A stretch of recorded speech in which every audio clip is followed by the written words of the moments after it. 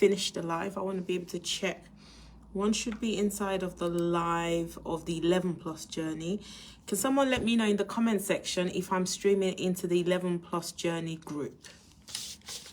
Let me see. Guys, those who have joined with us, bear with us, please. We're just making sure everything's where it should be. If you're watching from the 11 plus journey group, can you please let me know? Are you watching, or is this streaming into my personal Facebook? I said face group.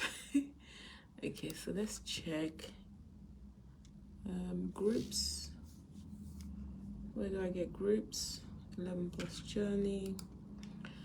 So if you're watching, yes, you are in that group. Yes, thank you, Janvi. I am streaming into the 11 plus journey group. Saba, are you online? Are you joining us? Saba, where are you?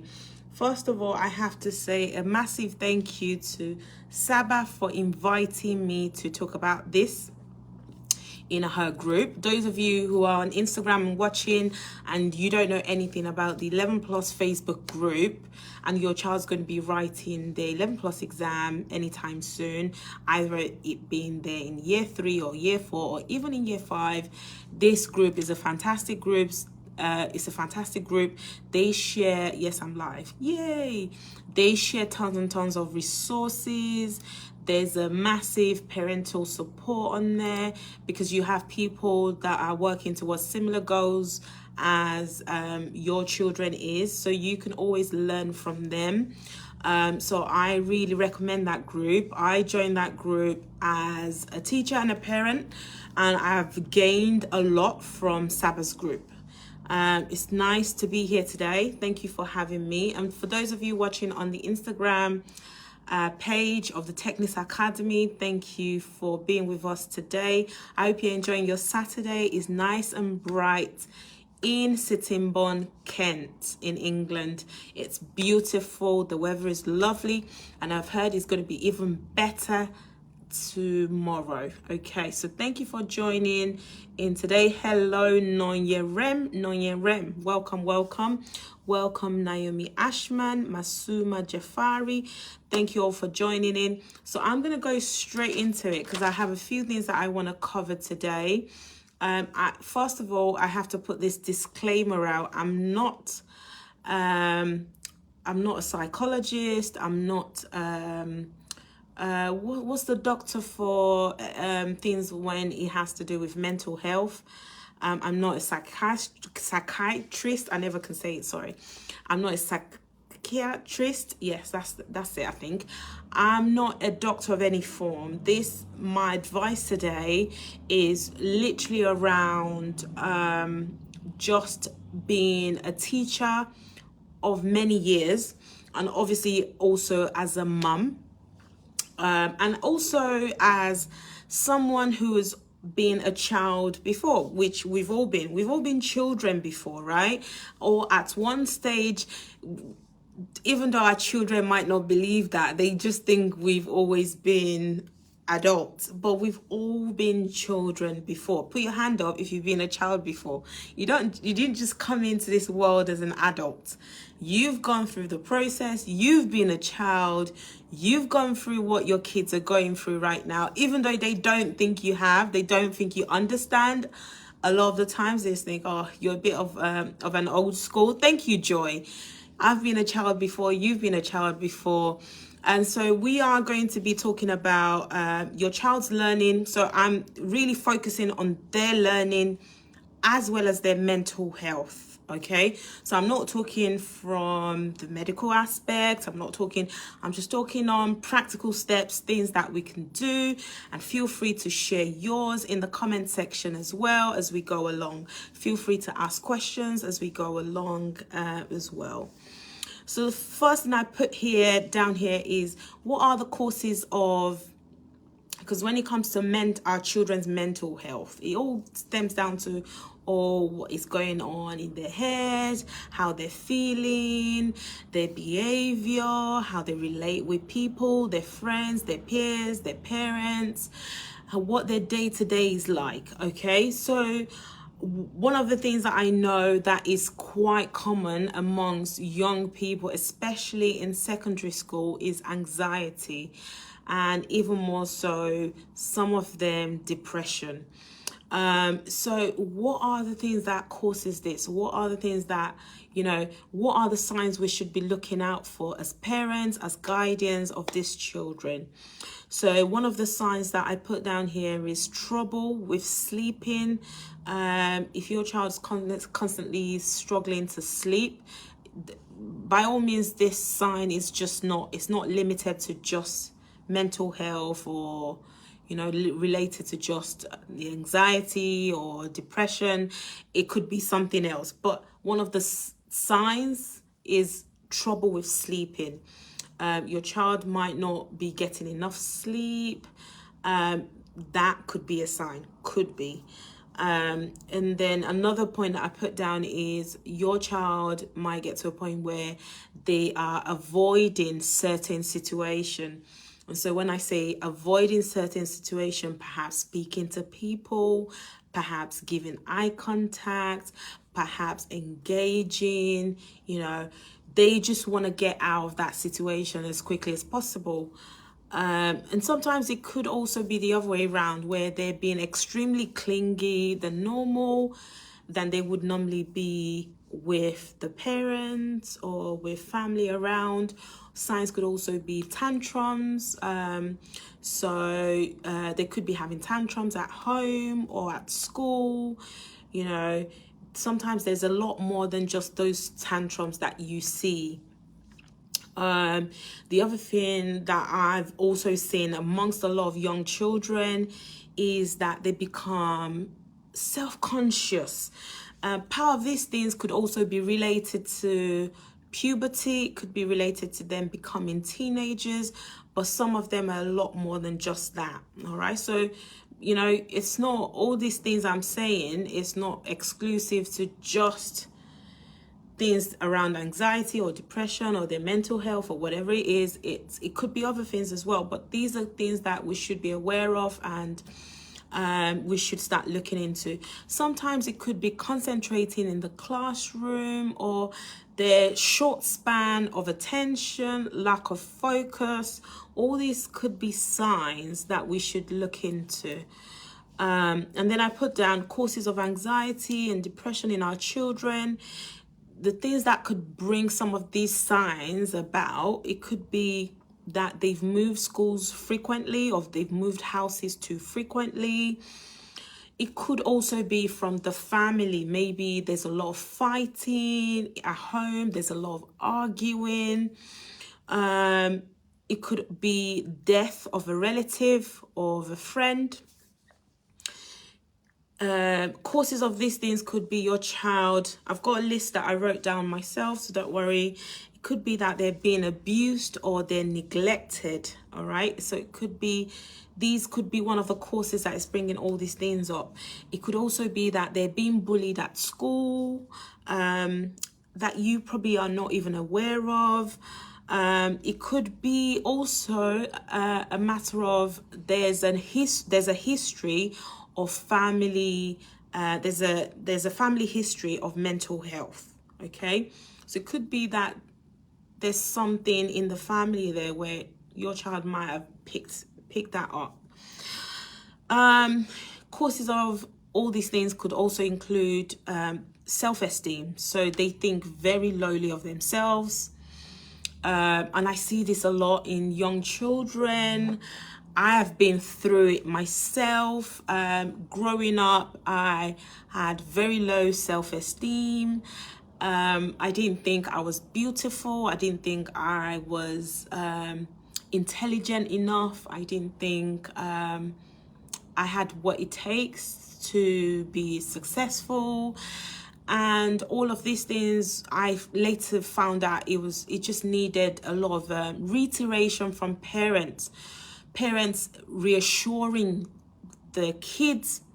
I see some things online sometimes with morning affirmations. Those are really good if we can get our children practicing it.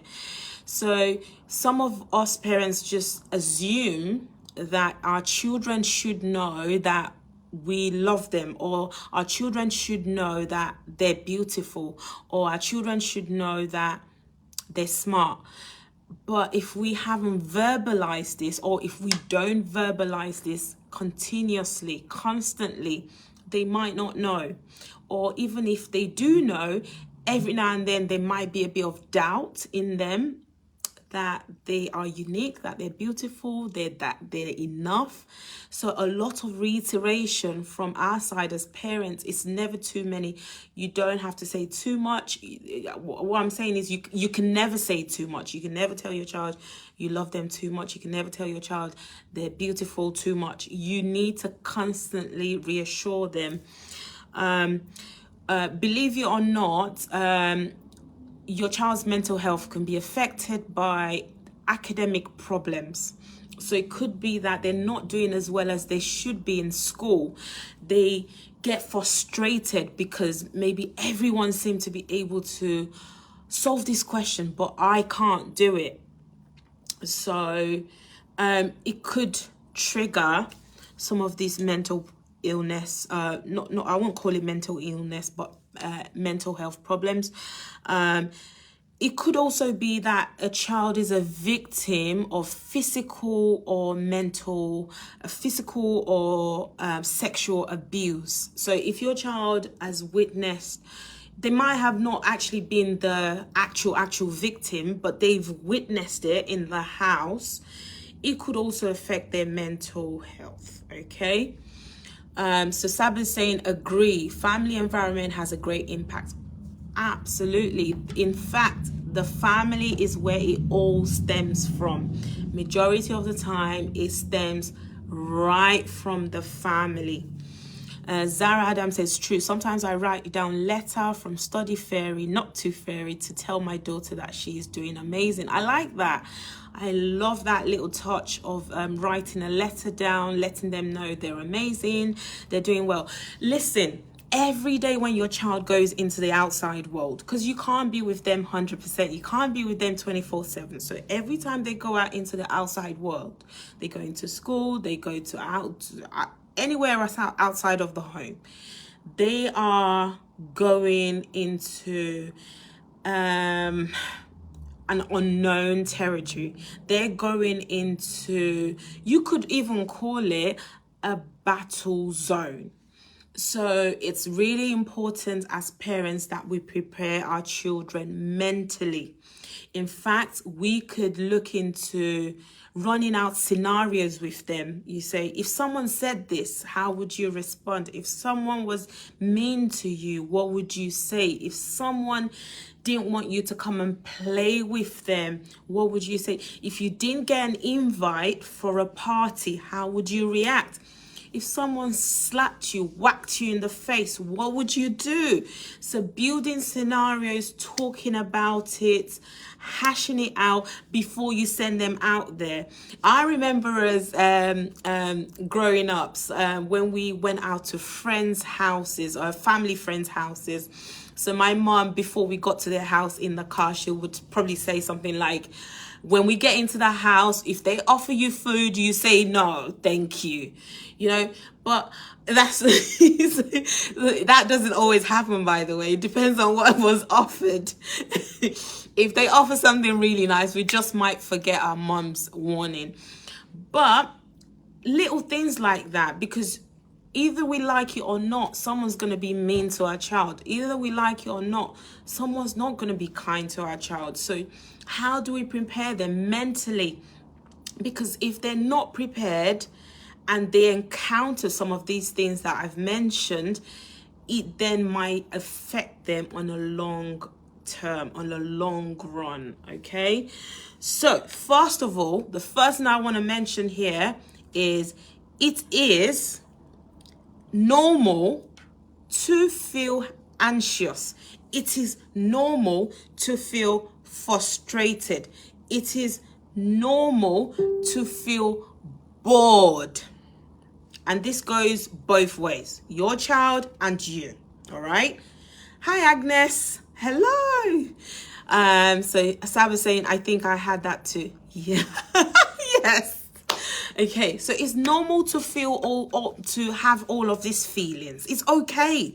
But then those feelings should only be temporary. They should be temporary. And we have to put things into place on how our children can deal with this feelings when they arise. And for every child, it's going to be different. One child might be a lot more sensitive than the other. One child might be able to bounce back quicker than the other. So it's all very different. And you know your child more than anybody else, all right? You know who your child is. You know their personalities. You know even twins have different personalities. So children are all different. They're all unique, but letting them know to feel angry, to feel frustrated is normal. So that when they do feel it, they don't feel any shame about how they've just felt. It's okay to be annoyed about something. It's okay to be frustrated about something. But after you felt that way, what is next? After you felt that way, how are you going to deal with it? What are you going to do about it? So Anaya is saying, yes, so true. My daughter had an incident recently and was very hard to look at her, but we dealt it in a positive way. Well done, Anaya. Fantastic. Well done. Agnes said, remember also that at this stage, they are going through hormonal changes. Yes, Agnes. So we mentioned briefly about this just before you came in. Some of the signs could be linked to puberty, but at the same time, some linked to their mental health. So it's really important that we as parents are very, very aware. We also need to get ourselves educated on some of these things so that we know when we see it and how to approach it and how to deal with it and how to look after them. But some of these things exist even past just hormonal changes, just over puberty. I was talking to a 17-year-old yesterday. And before I tell you what I said to the 17-year-old, I also have to say it is our responsibility as adults to help these children know that they are enough, that they are beautiful, that they are smart, that they are intelligent. I'm not just talking about your own biological children. I'm talking about all the children that you are around. Any child you have the opportunity to be around, you have to leave a positive impact when you are around them. When a child walks into the room, I can tell, I don't know how, but I can tell if this child is okay, or if this child's happy, if this child's having low self-esteem, if this child is not confident, if this child is is doubting themselves. I can tell the ones who are confident as well. I can tell, so sometimes these children are in our vicinity for a reason. I'm not just talking about your own kids. All of these kids that we're around, either it being in church, our family friends, our cousins' children, neighbors' children. If you have a chance to have any contact with them at any point, maybe you just saw them, say something positive into their life, because that one thing that you say might be the difference, might make the difference for them to be on the good side. It might just help them in making the right decision. So I was having a conversation with this 17-year-old. I could tell this child is intelligent. I could tell this child is amazing, but I could also see she doesn't see the goods in herself. And I felt like I had to say something. So the conversation started with, what was maths like because I was teaching her maths. So I said, what was maths like in your younger secondary school years? I said, was there something missing? And then she opened up and talked about all her difficulty and her challenges. And I said, well, I can relate to that, and I understand, and I can see that, because you're very clever, and whatever you're taught, you understand and you grab it very, very quickly. But I can see that there's so many gaps from years and years. What's happened? You know, I can see. And when she opened up about the fact that she was bullied for years in school, and so because of the bullying, she turned off. See, she switched off completely. If your child's mental health is not where it should be, then learning becomes almost impossible. Then focusing becomes almost impossible. You know, so it's really important that us as adults, we are able to help and touch children around us. Say something good about them. Tell them they look beautiful. Tell them you like what they're wearing. Tell them you like their hair. Tell them you like the makeup they've done that day. Tell them how lovely you would die to have perhaps what they have right now. You know, compliment them. Some children are very tall, but they see being tall as a shame, they see it as something bad. They don't like it. Tell them how they look like a model. Tell them how you would die to have the kind of height that they have. You know, so it's really important that we are there for these kids, not just the ones that we are parents of. So Agnes said puberty and exam stress is a lethal combination. Absolutely. Saba, indeed. Agnes said, was going to say mental health really comes into play since the pandemic started. Well, mental health has been around before the pandemic, but yes, the pandemic didn't help it at all.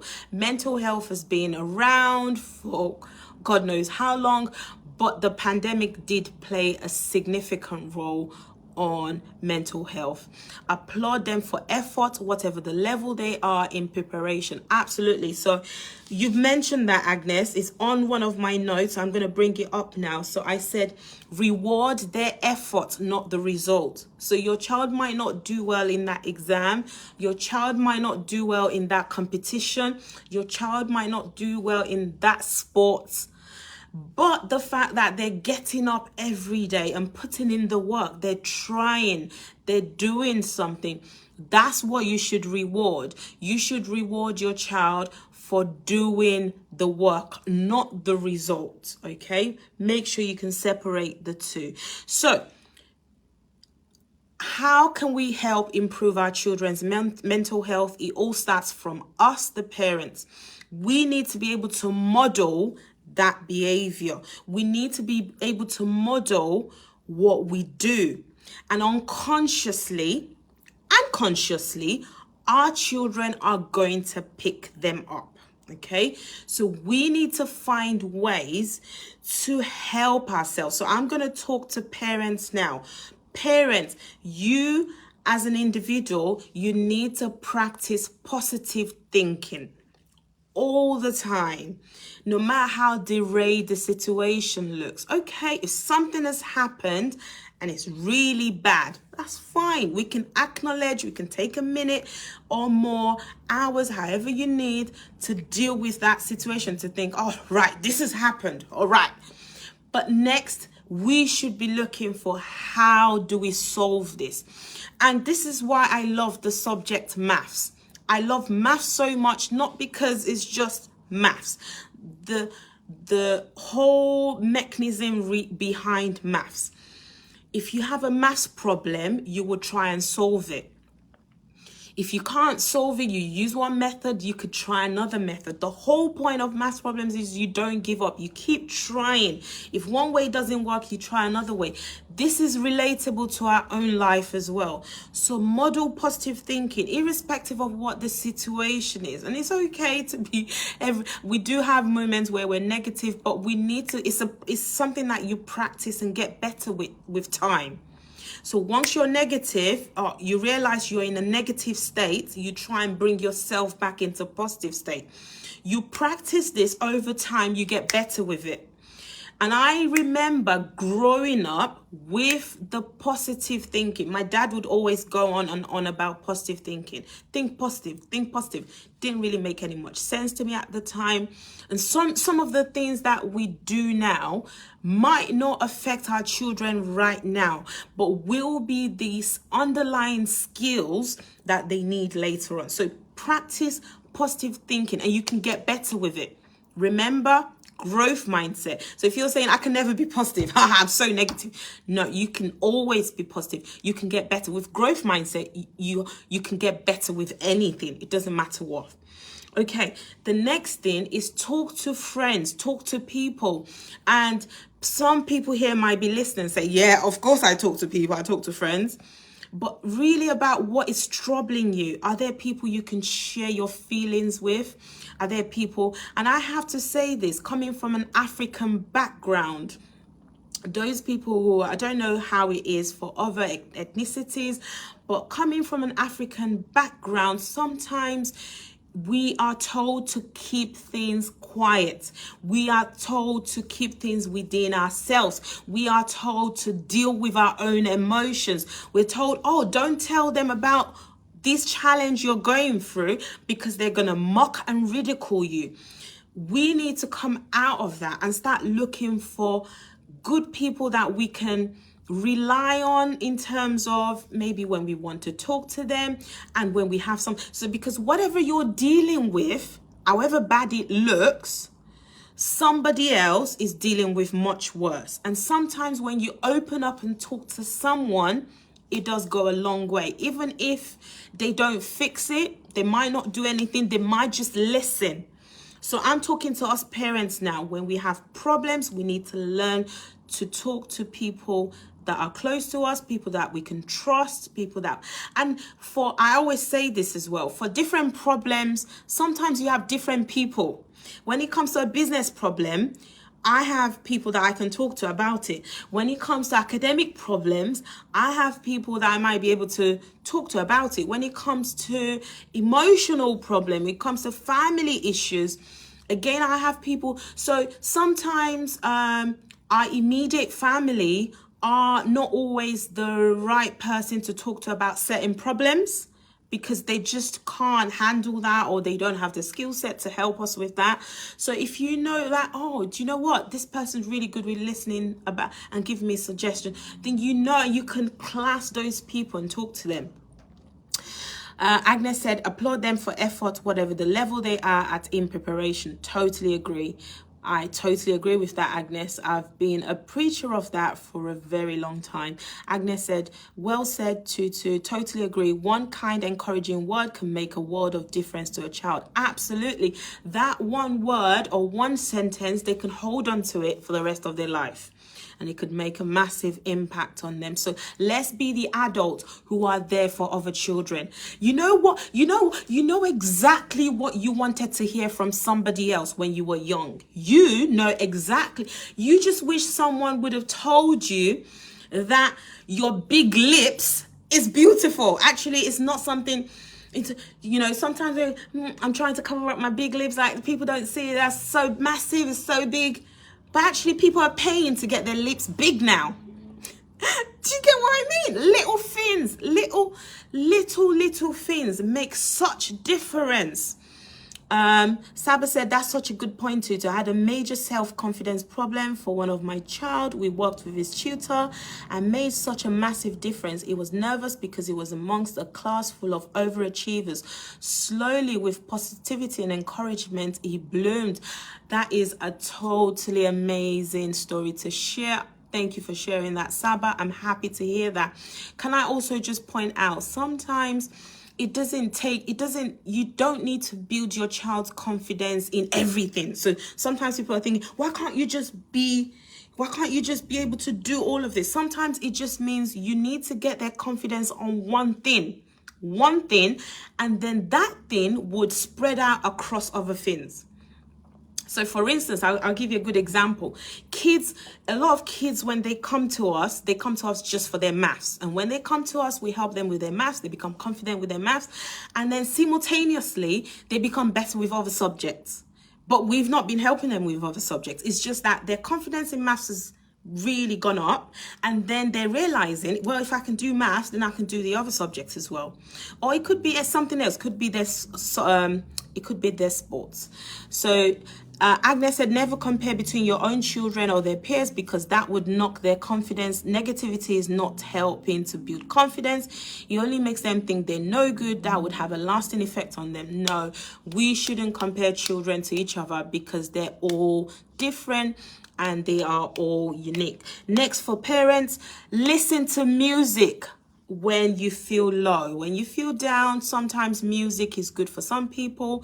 For me, I prefer to listen to podcast, motivational podcast.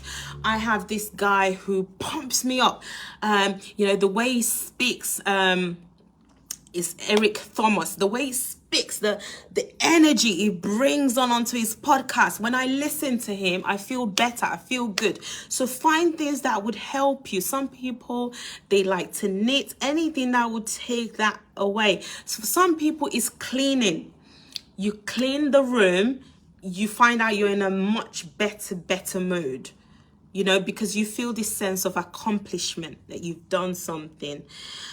So for parents, all these things I'm talking about for parents, if you do it, then it would be easy to then try and model it and help your children to be able to do this as well. Someone's asking, how can my child join Technics Academy? Ogolua, send me a DM right now and I'll reply to it after this I'll reply to it after this live with the link for you to book in a call to speak with us. For parents, exercise. I started exercising initially just to lose weight, okay? But with time, I found out that exercising was doing a lot more. I found out that exercise really helped me. So I went through a phase of depression myself. I had a long time that I was going through depression. I was really down. I was really low. It was really bad. The best way, someone described depression to me and I was like, oh, that's exactly how I felt. It feels like you're in a dark hole and you can't come out of it. No matter what, you just feel like you're just going to keep going down and down and you just don't feel like you can come out of it. So what I'm here about today is trying to avoid our children getting into that state. It's trying to avoid us getting into that stage. Because coming out of depression is harder. So preventing us getting into that state, these are the things that I'm now suggesting. Have a structure, organize your day. And how can you do that? Plan things ahead. So plan things ahead. So for instance, my exercise classes, I've booked ahead. So I know I have to turn up for them. Things that that would help you. It could be some classes that you do, pay for those classes in advance, and every Tuesday evening, 6 p.m, I have to turn up to this, right? And do something that you enjoy. Some people think exercise is punishing yourself. No, you can find exercise that you really enjoy, and actually you will be looking forward to it. All right, you'll be looking forward to exercising because it's something you enjoy. So don't run if you don't enjoy running. But then how would you know what you like if you don't try them? So actually try them first. Okay, on Instagram, someone say, my son is very skinny and has been talked down on in school. I had to tell him people are dying to get slim. I told him that's why you were the first. Wow, amazing. Well done, mummy. And sometimes because you're mum and you're saying the same thing over and over again, they've sort of switched off. So you could get an auntie, you could get somebody else who is quite slim and who's confident about their image to talk to him. You could get somebody else who he doesn't see every day to pass the same message across, but in a different way. So these children don't realize, how they feel like, oh God. And also in terms of if they're being bullied in school, act on it as soon as you can, okay? Jump on it. sometimes it's not that school doesn't want to do anything about your child being bullied. This is what I found out. This is what I found out from working in schools for years and years and years. It's not that they don't want to do anything about your child being bullied. It's just that every school has a system in place for bullying. So if there was a bullying situation, what would happen? Who would they go and talk to? And from there, how would it be dealt with? Whereas I feel like sometimes bullying needs to be dealt with right there and then, not after it's happened.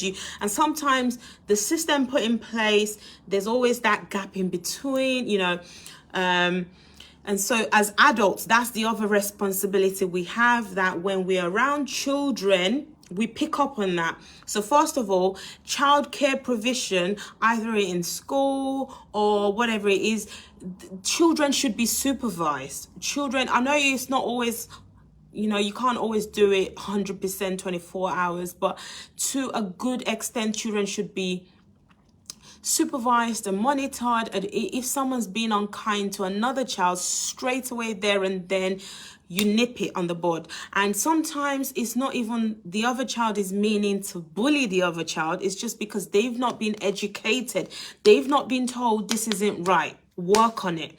So I'll give you an example. So a child started a new school from abroad, and obviously he had an accent. And some of the other kids in the class apparently were making fun of the way he spoke. And then I had the opportunity of being with that child plus another child who was in the same class as him. And then that child mimicked what the boy said when he said it. And I said, well, but I don't think you should do that. And she said, what? I said, oh, you shouldn't mimic what he said. Oh, she said, oh, I didn't realize. I said, well, but he's not gonna like that. And I asked him, I said, do you like someone repeating what you've just said? He said, no. And the girl genuinely, she apologized there and then. And she genuinely said, I'm sorry, I didn't even realize. As I said, listen, anyone you hear who speaks differently from the way you speak, don't repeat what they say. Even if that's not how you would normally say it, it just doesn't make them feel good. So what's happened there is the other girl has been educated, all right? And the boy knows someone's actually there standing up for him. So sometimes bullying needs to be dealt with there and then. All right. So still talking about parents, practice mindfulness, being present right now. What are you grateful for? What are you happy about? What are you... The fact that I'm in this room right now, the fact that it's summer, the fact that the sun is out, the fact that I'm able to fit into this t-shirt because about a month ago I couldn't, be appreciative of little things. The fact that I could come on here and do a live on a Saturday, just be present, be mindful, be appreciative, be grateful, focus on what you have, and the things you don't have will eventually fall into place. And once you start practicing some of these things, then it's easy to model it to your child. It's easy for your child to copy what they see. It's easy. I know they're not always going to do that. They're not always going to copy everything we do. But what other options do we have? We have to model the good things so the children can see it. Now, for the children, ensure your child is eating well. So not too many sweets. So why do you have to have a cupboard full of sweets? Why? There's no need for it, especially if you know your child is going to overeat it. Why do you have to have a cupboard full of so many cookies? You can buy some of the snacks that they like, but don't overdo it. You can set some timings to certain things. So for instance, eating out, you could say, well, we're only going to eat out once every month. We're only going to have a takeaway once every 2 weeks. So they're not missing out. They don't feel, do you get what I mean? But they shouldn't be having it all the time. It's not good for them. Too much consumption of this kind of food, it would obviously have effect on their energy levels, on the way they feel, sometimes the way they carry themselves all through the day. So make sure they're eating well, cook good food for them, encourage them to eat good food. Then make sure they're always outside when they can, not just inside. I say this, and for some parents, they might be, yes, of course, I get my children outside. But for some kids, they're on their games 24/7 when they're not in school. They can be indoors all day. Go to them and say, that's enough of going time. Right, go in the garden, or let's go outside for a walk. That's it. We're going outside. Bond with them, talk with them, put your phone down. With this day and age, with all the information, all the technologies, so easy to be engrossed on our phone for hours without even realizing our children need our attention. Put the phone down, go for a walk, and be present with your child. Go for a walk with them. Talk about, how did your day go today? That's great. They might tell you it was okay. Don't stop there. Who made you happy today at school? Who made you sad? What are you proud of today at school? What could you have done better? How do you feel? What are you thinking of right now? What's in your head right now? Tell me, share with me. What are your worries? You know, things like that. Questions, open-ended questions that they can answer, and they not questions where they just say yes or no. You need more. And sometimes, to start with, if you're just starting this out with your child and you've never done it before, initially it's going to be hard. Initially they might not speak up. Initially they might not want to say anything. But with practice and with time, it would happen. Ensure that your children pursue their hobbies. So it's not just about schooling. And I know, I say this because I work with a lot of children. I know children who just go to school, come back and play games. That's all they do. What happened to extracurricular activities? What happened to swimming? Sign them up for swimming. Sign them up for karate. Sign them up for dance. Sign them up for piano. And sometimes you might sign them up for a few things, and you find that one thing that they really enjoy, and then you can zoom in on that one thing. He really enjoys this, then he's going to put a lot of energy into that. But your child shouldn't be coming home from school and all they do is sitting on the games, just on the screens. Limit the screen time as well. You have to limit the screen time. It is possible. Even for our slightly older children, take their phone off them. You know, not because you want to be mean. Have a conversation about it to start with and say, you know what, do anything aside just going on your phone. Limit social media. A lot of problems stem from social media as well. Lots and lots of problems. Self-image. Because sometimes what they see on social media, they see all perfect images, perfect people, looking good, brilliant bodies and stuff. And they don't realize some of these images have been tampered with. So limit social media to an extent. Let them face their fears. I'm rounding up now. I've only got about a few points left. Let your child face their fears. I saw a lady, I know her to a certain extent, but we're not like close friends. And when I saw her again, I saw her with her children.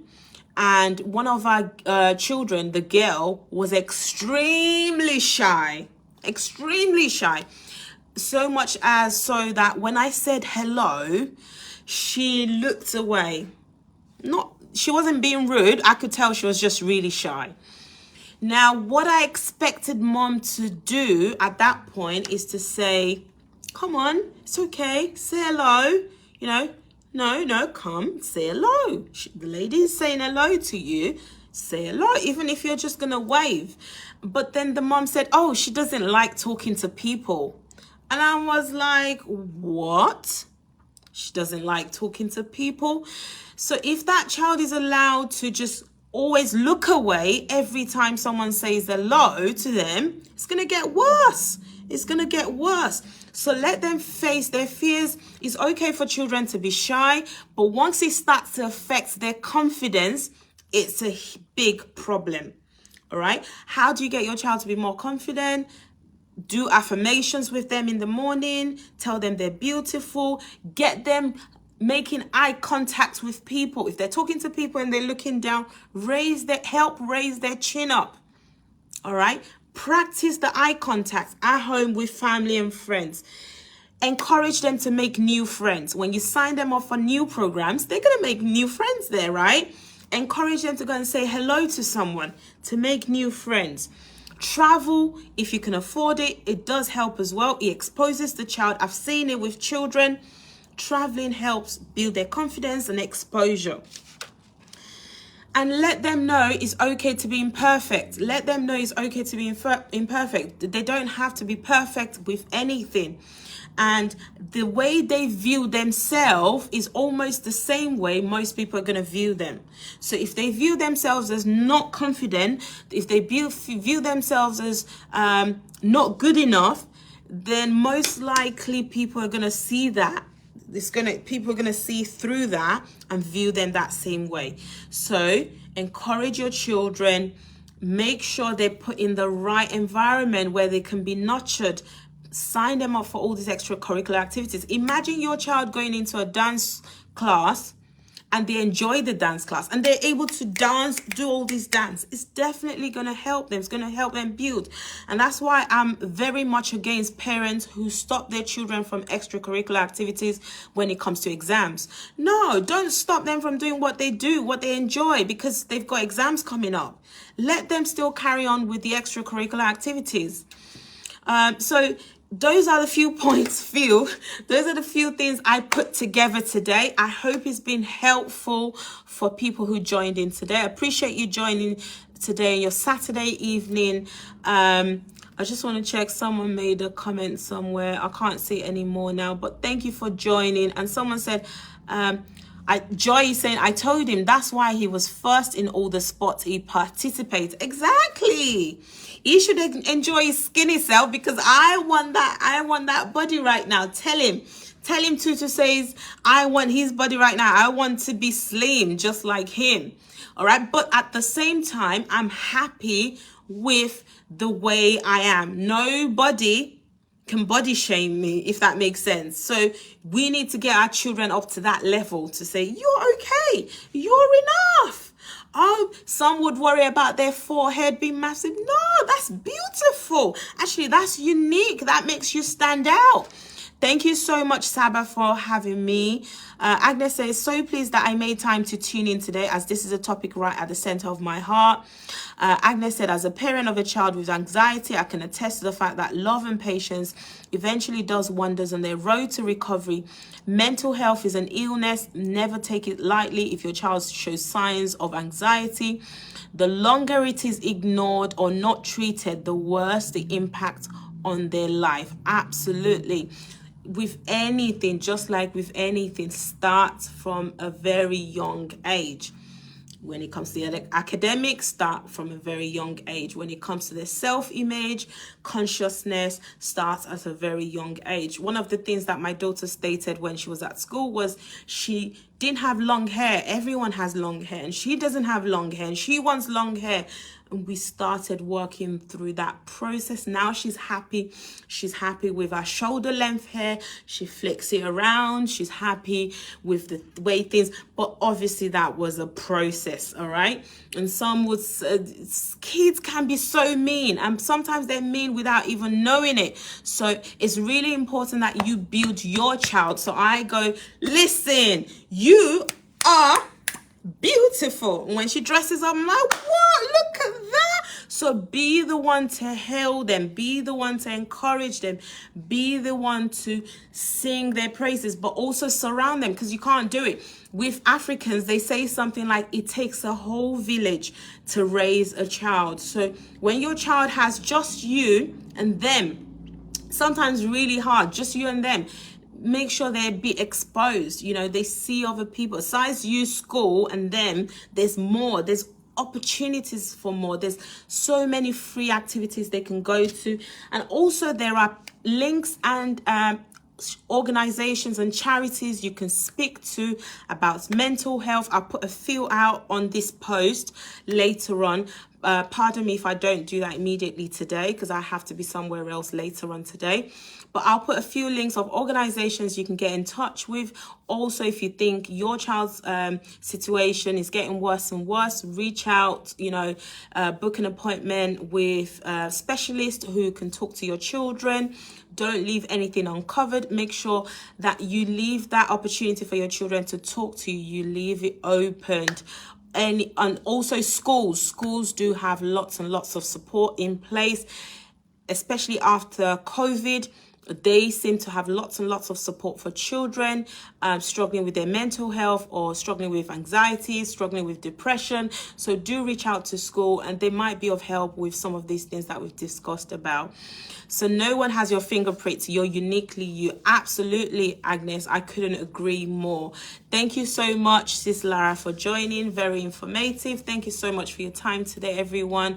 Enjoy the rest of your Saturday, and I hope that our children become well-rounded individuals who are able to look after themselves and to really look after their mental health. And I hope that we are able to do that for ourselves as well, so that we can model all of these things to our children. Thank you for your time today. I appreciate you tuning in.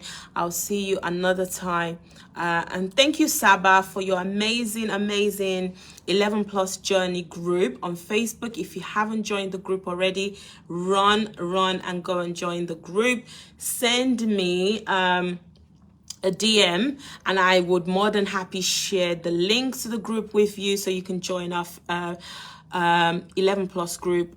So I've always said, when it comes to getting free lessons, getting resources, you would find it in Saba's group, okay? It's all in there, especially if your child is working towards the 11 plus exam. So, and if you have any questions relating to Technis Academy, you'd like us to tutor your child or even mentor your child, because what we do at Technis Academy is beyond just teaching. We mentor your children so to become fantastic individuals and in what they do. So do reach out to us, send me a DM, and I'll be more than happy to reply to you. But thank you so much, Simone. Thank you for joining in, and I will see you next time.